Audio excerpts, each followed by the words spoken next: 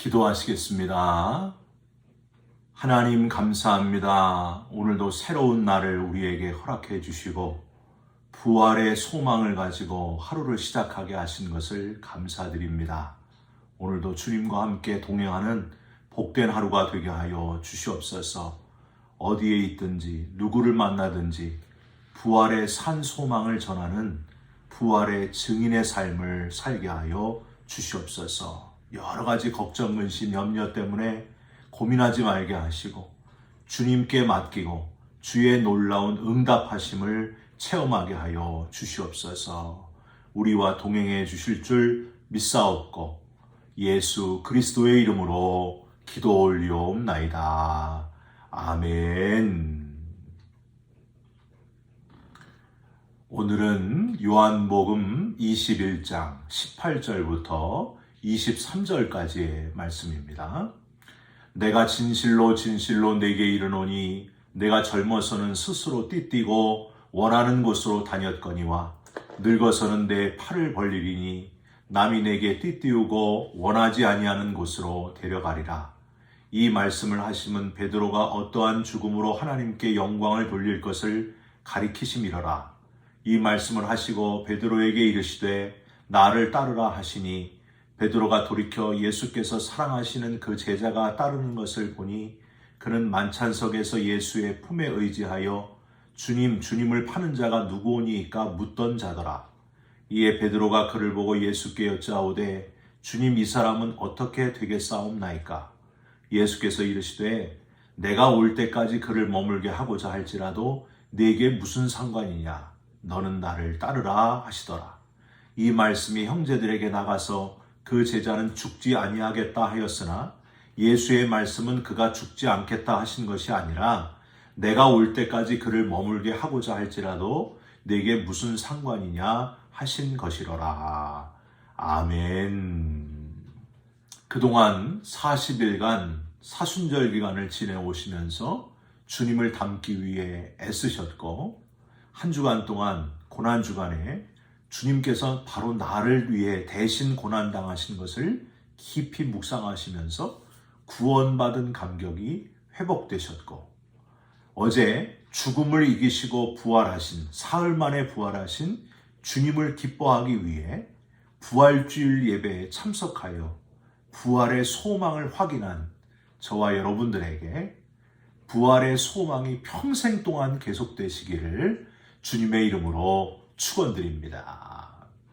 오늘은 요한복음 21장 18절부터 23절까지의 말씀으로 내 시선을 부활의 주님께로 라는 제목의 말씀을 함께 나누시면서 주님의 부활을 기억하고 기뻐하는 그런 시간이 되시기를 주님의 이름으로 부탁드립니다.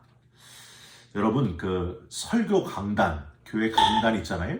그 강단에 올라가시면 떠시는 분들이 아주 많습니다. 긴장을 해가지고 준비했던 말도 생각이 하나도 안 나고 땀도 나고 저는 원래 땀이 많은데 강단에 올라가면 땀이 2배로 나요. 예. 어쨌든 여러분 들어보셨을 겁니다. 그 한국에서 부동산 열기가 아주 한창일 때 부동산 투자로 유명한 집사님이 계셨습니다. 별명이 땅사랑 집사님이었습니다. 땅을 얼마나 사랑하는지 하루 종일 땅 사는 일에 아주 푹 빠져 있는 그런 집사님이셨습니다. 여선교회에 헌신 예배가 있는 날 사회를 집사님이 보게 됐는데 강단에 올라오셔가지고 벌벌 떠시면서 너무 긴장을 하셨는지 처음 마이크 잡고 이렇게 말씀을 하셨습니다.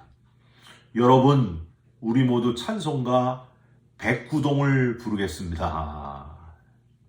사랑하는 성도 여러분, 지금 무엇에 관심을 집중하면서 살고 계십니까?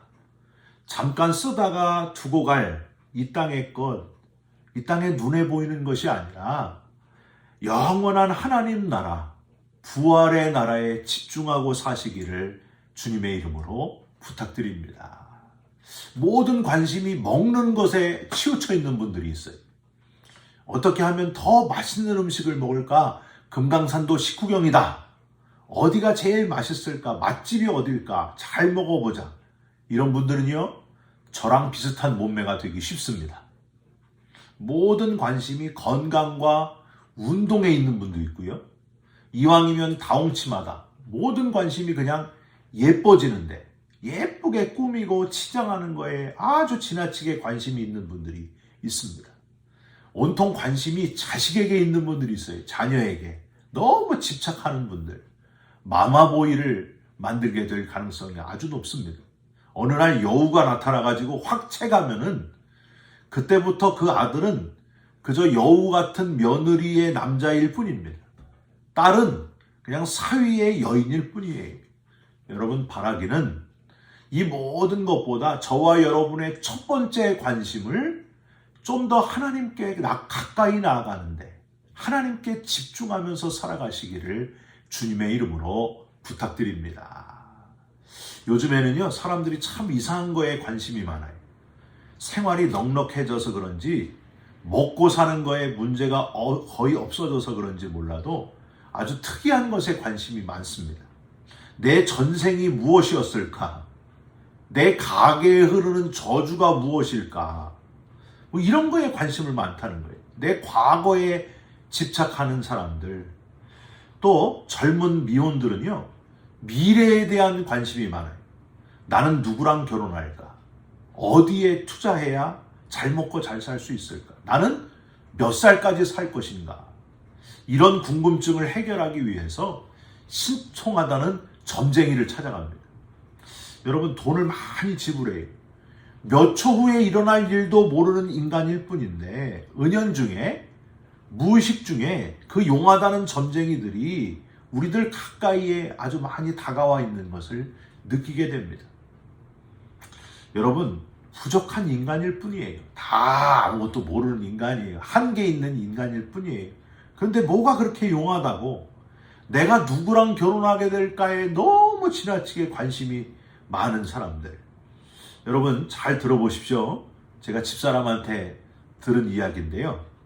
밤 12시에 자정 딱 칠 때, 시계바늘이 자정 땡 할 때 머리를 다 풀어 헤치고 하얀 소복을 입고 불을 다 끄고 촛불 2개를 들고 이 화장실 변기에 물에 이제 자기를 이렇게 얼굴을 비춰보면 거기 미래의 신랑감의 얼굴이 딱 나온다 그래요. 믿거나 말거나. 제 집사람이 결혼하기 전에 이렇게 해봤을까요? 안 해봤을까요? 변기에 물을 쳐다보면서 이성기 목사의 얼굴이 나왔을까요? 안 나왔을까요? 궁금하신 분은 저희 집사람에게 전화해 주시기를 바랍니다. 사랑하는 성도 여러분, 우리의 미래를 알고 계시는 분은 용한 점쟁이가 아니고요. 미래뿐만이 아니라 과거를 아시고 지금 현재도 정확하게 알고 계시는 분은 바로 하나님 한 분뿐이십니다. 우리를 만드신 하나님, 모든 보이는 것들뿐만이 아니라 시간을 창조하신 하나님이 우리의 과거와 현재와 미래까지 다 주관해 가신다 하는 사실입니다. 그래서 하나님을 뭐라 그래요? 전지전능하신 하나님, 무소부재의 하나님, 이렇게 표현하는 겁니다. 그 전지전능하신 분의 아들 예수 그리스도께서 오늘 본문에 보니까 베드로가 3번이나 부인할 것을 아셨던 주님, 죽으셨으나 3일 만에 다시 살아나신 부활의 주님께서 다 버리고 다시 고기 잡으러 일상으로 돌아간 베드로를 다시 찾아가셨습니다. 그물을 배 오른편에 던져라 하고서 고기를 많이 잡게 하신 다음에 우리가 읽지 않았지만 15절부터 17절까지에 보시면 3번이나 물어보십니다. 요한의 아들 시몬아, 내가 나를 사랑하느냐? 베드로는 부끄러워서 고개를 들 수 없었어요. 부활의 예수님은 베드로를 격려하시면서 다시 사명을 주십니다. 내 양을 먹여라. 내 양을 치라. 다시 내 양을 먹이라. 많은 분들이 여기까지는 잘 기억하세요. 근데 그 다음이 더 중요한데 그 지나치기 쉬운 본문이 바로 오늘 본문이에요. 여러분 18절을 한번 보세요. 베드로의 죽음을 주님이 예언하십니다. 젊어서는 내가 스스로 띠띠우고 원하는 곳으로 다녔거니와 늙어서는 남이 내 팔을 벌리고 원하지 아니하는 곳으로 데려가리라. 이 말씀 그대로 베드로는 정말 네로 박해 때에 십자가에 거꾸로 못 박혀서 순교자가 됩니다. 여기서 우리는 첫 번째로 내 시선을 부활의 주님께로 향해야 할 첫 번째 이유를 발견할 수 있습니다. 부활의 주님, 죽음을 이기신 주님은 우리의 죽음까지 알고 계신다 하는 사실에 여러분 기뻐하시길 바랍니다. 세상 만물들 모든 공간을 지으시고 시간적으로 아주 훗날까지 미리 다 보고 계신 주님께서 우리의 모든 죽음의 순간까지 다 알고 계신다는 것. 여러분 감사하면서 주님께 시선을 집중하면서 사시기를 주님의 이름으로 부탁드립니다. 19절을 한번 보세요. 이 말씀을 하시면 베드로가 어떠한 죽음으로 하나님께 영광을 돌릴 것을 가리키심이러라. 베드로가 실제적으로 구체적으로 어떤 모습으로 순교할 것과 그 죽음이 하나님께 영광을 돌릴 죽음, 즉 거룩한 순교의 모습이 될 것을 미리 지금 다 내다보시면서 하시는 말씀이에요. 어떠한 죽음으로 하나님께 영광을 돌릴 것을 가리키심이로라. 사랑하는 성도 여러분, 세상에 우리가 아는 사람 중에 다른 사람의 죽는 모습까지 아주 구체적으로 알고 있었던 사람이 누가 있었습니까? 아무도 없었어요. 자기의 죽음도 모르는데 다른 사람의 죽음을 어떻게 알겠어요? 그토록 연약한 모습이 바로 우리 인간의 모습이라는 거예요. 그런데 예수님은 가룟 유다가 예수님을 어떻게 팔아넘길 것까지 아주 다 구체적으로 정확히 아셨던 분이셨습니다. 심지어 후회하고 자살할 것까지 다 내다보시고 뭐라고 말씀하셨어요? 너는 차라리 나지 않는 것이 좋을 뻔했다. 이렇게 한탄하셨던 예수님이셨습니다. 사람이요, 언제 태어나는 것은 예상하고 맞출지도 몰라도 죽는 날이 언제인지는 아무도 모르는 것이 우리의 인간의 한계 아닙니까? 우리 주님은 이 인간의 한계를 뛰어넘어 삶과 죽음을 주관하시는 하나님과 동일하신 분, 심지어 죽은 나사로도 살려내신 분이심을 잊지 마시길 바랍니다. 사랑하는 성도 여러분, 이게 얼마나 놀랍고 감격적인 일입니까? 감사하고 기뻐하고 하나님께 집중하시면서 영광을 돌리시기를 주님의 이름으로 부탁드립니다. 우리가 믿는 주님은 그냥 십자가에서 참혹하게 죽으심으로 끝난 인간 중에 한 분이 아니라는 거예요. 모든 인간의 한계를 뛰어넘으신 분이시고 죽음을 이기시고 3일 만에 부활하신 부활의 첫 열매가 되신 분이심을 믿으시기 바랍니다. 저와 여러분들이 그 부활의 둘째, 셋째 열매, 그 다음 열매가 되는 거예요. 우리가 상상할 수도 없는 끝없는 시간, 영원까지 주관하시는 하나님, 그분이 바로 우리 주님이심을 분명히 알고 기뻐하시고 힘을 얻으시기를 주님의 이름으로 부탁드립니다. 예수 믿는 사람이 안 믿는 사람과 다른 분명한 차이가 바로 이거라는 거예요. 믿음의 사람은 부활의 주님을 따라가고 있기 때문에 심지어 죽음의 순간이 올지라도 까짓것 죽기밖에 더하겠어? 이런 마음을 갖게 된다는 거예요. 담대할 수 있는 사람. 암이 내게 찾아올지라도 암을 친구로 여기고 우리를 하나님께로 인도할 차량쯤으로 생각하는 사람들이 바로 저와 여러분들입니다. 여러분, 할렐루야 부르시면서 부활의 주님을 바라보시고 사시기를 주님의 이름으로 축원드립니다. 한 18년 전에 서울에서 살 때에 제가 강남에 살았거든요. 이렇게 촌스럽게 생겼어도 강남에 살았어요. 강남역을 지나칠 때가 많았는데 어떤 여성분이 제 팔을 꽉 이렇게 잡는 분들이 강남역에서 상당히 많았어요. 제가 잘생겨서 그런지 꼭 잡고 안 놔주더라고요. 꼭 잡고 이렇게 말을 해요. 선생님, 얼굴에 복이 많으세요. 그래서 제가 대답해요. 예, 알고 있습니다. 그러면 그 여자분이 또 이렇게 말합니다. 그런데 애군이 있으세요. 혹시 도를 아십니까? 이렇게 물어봐요. 선생님의 애군을 없앨 수 있습니다. 선생님의 미래를 바꿀 수 있습니다. 그러는 거예요. 그럼 제가 또 바로 받아쳐요. 저는 이미 미래가 바뀐 사람입니다. 제가 당신의 미래를 바꿔드리겠습니다. 저를 따라오시죠. 이러면 다 도망가요. 다 도망가요. 여러분 어떻게 생각하십니까? 당장 1분 후에 일어날 일도 모르는 인생이 미래를 바꿀 수 있다고요? 여러분 미래는 그렇게 바뀌는 게 아니에요. 미래는 예수 믿으면 미래가 바뀌는 거예요.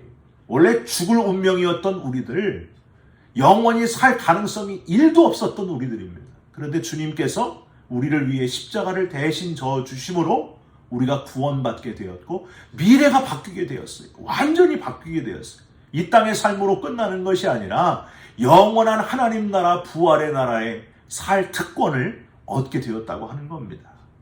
여러분 다른 거 붙들지 마시고 저와 여러분의 죽음까지 알고 계시는 유일하신 분 예수 그리스도를 붙드시기를 주님의 이름으로 부탁드립니다.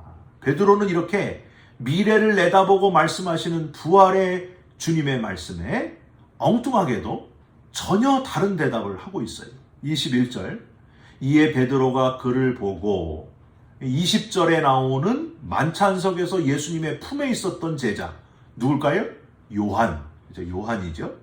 요한을 쳐다보고서 예수님께 여쭈는 거예요. 주님, 이 사람은 어떻게 되겠습니까?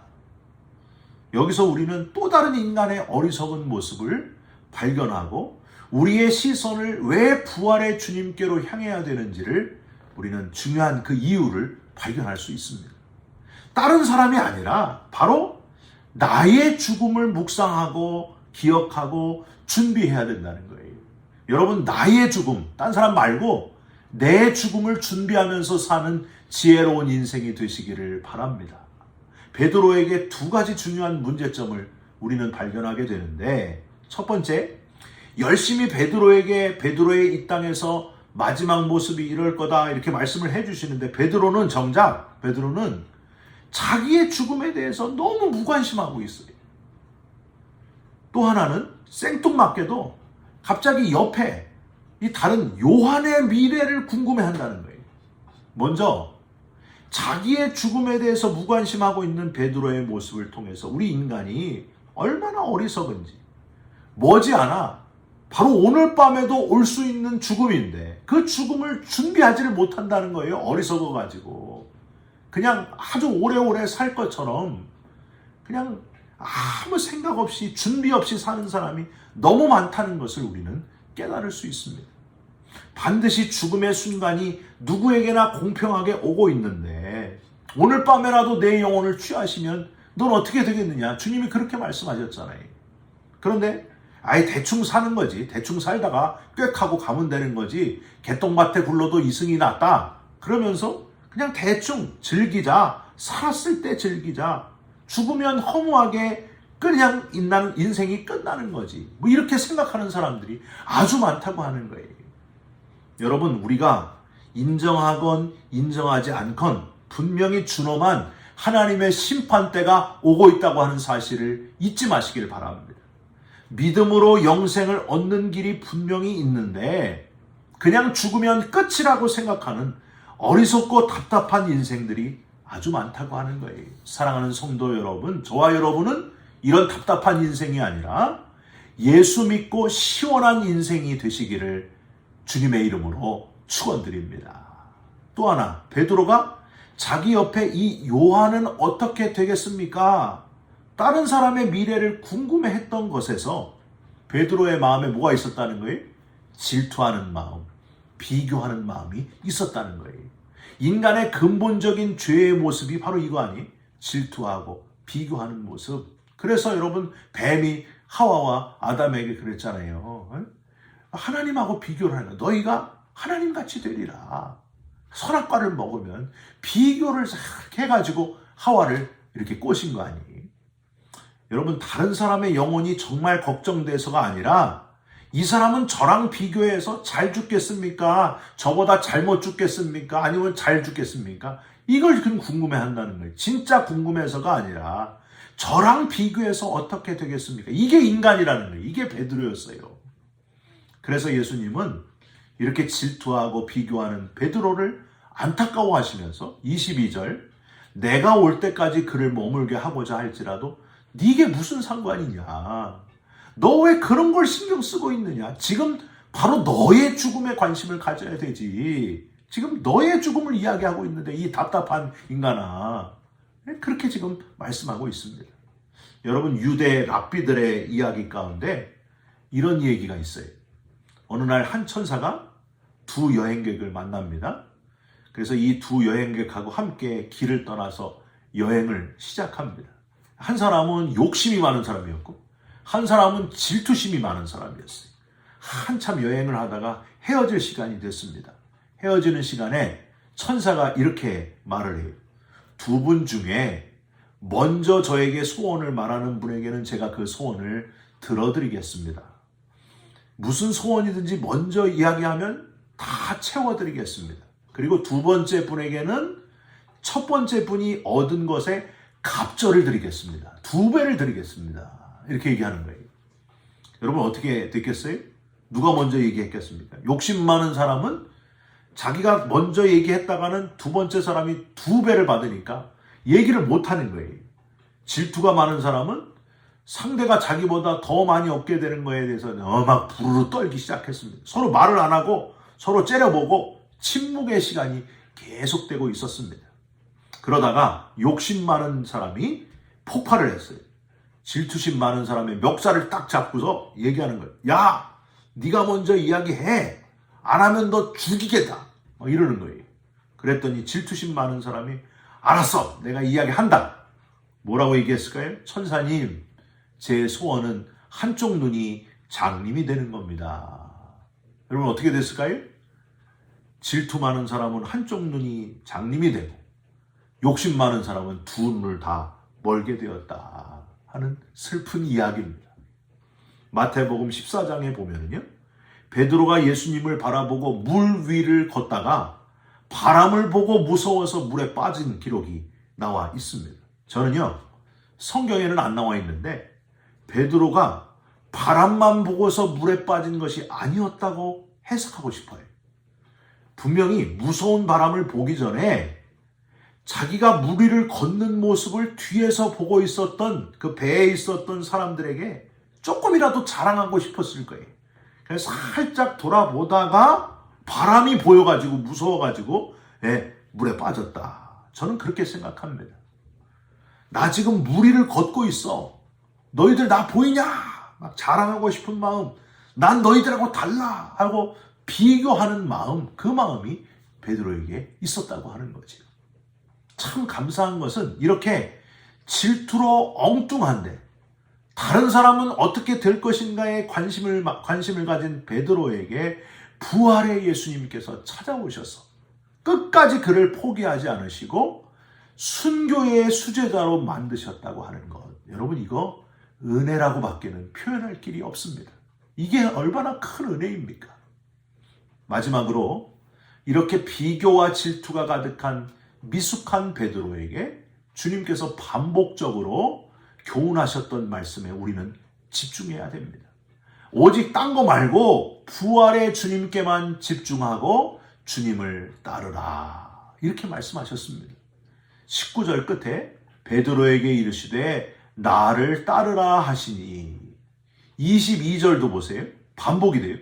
끝에 내게 무슨 상관이냐. 너는 나를 따르라 하시더라. 엉뚱한데 옆 제자는 어떻게 되겠냐고 묻는 베드로에게 반복적으로 너는 나를 따르라. 나만 봐라. 나에게만 집중하라. 그 말씀을 하셨다는 거예요. 여러분 히스기야가 얼굴을 벽으로 향해서 병들었을 때 얼굴을 벽으로 향해서 하나님께 집중하면서 기도했습니다. 하나님 나를 불쌍히 여겨주셨어. 그랬더니 하나님이 15년을 더 살게 하셨습니다. 여러분 하나님이 그러신 분이에요. 다니엘이 하루에 3번씩 예루살렘을 향하여 집중하여 하나님께 집중하여 기도할 때에 비록 사자굴에 들어갔을지라도 털끝 하나 상하지 않고 다니엘을 안전하게 지켜주신 놀라우신 하나님이셨습니다.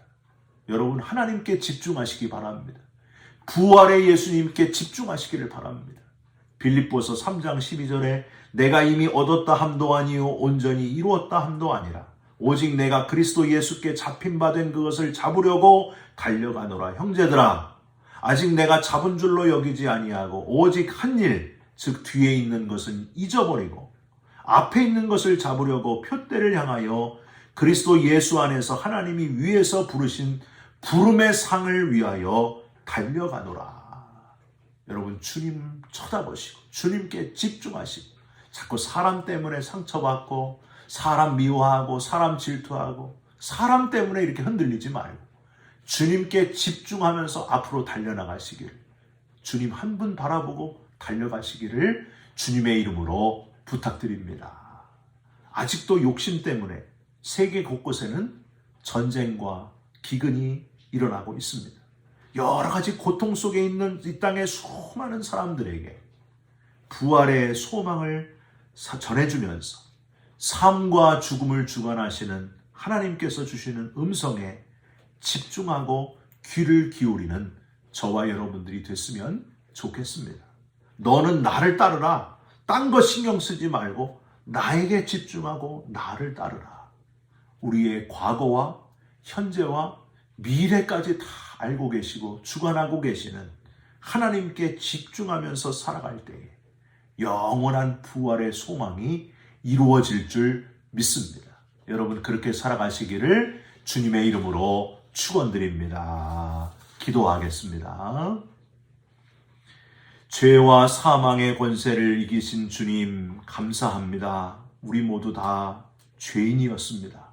그런데 오직 하나님의 은혜로 예수 그리스도의 십자가의 공로로 인하여 용서받은 죄인이 되었고 영생을 얻게 되었고 부활의 삶을 누리게 하신 것을 감사 또 감사드립니다.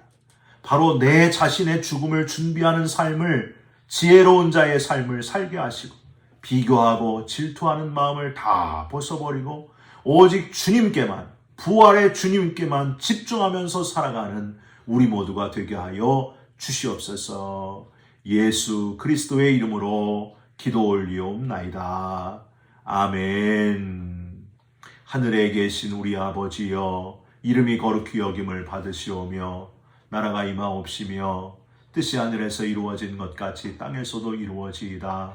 오늘 우리에게 일용할 양식을 주옵시고 우리가 우리에게 죄진 자를 사하여 준 것 같이 우리 죄를 사하여 주옵시고 우리를 시험에 들게 하지 마옵시고 다만 악에서 구하옵소서. 나라와 권세와 영광이 아버지께 영원히 있사옵나이다. 아멘. 사랑하는 성도 여러분, 오늘도 하루를 살아가실 때 내 모든 시선을 주님께 집중하면서, 부활의 주님께 집중하면서 살아가시기를 주님의 이름으로 부탁드립니다. 여러분 사랑합니다. 축복합니다. 감사합니다.